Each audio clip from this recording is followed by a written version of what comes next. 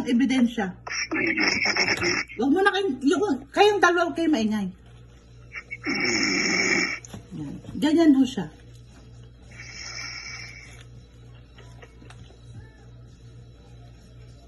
Oh, nahiya. Akala ko nahiya eh. Ha? Ay, sarap talaga matulog. Ganyan-ganyan din ako nakakarok. Ay, Ha? Ha?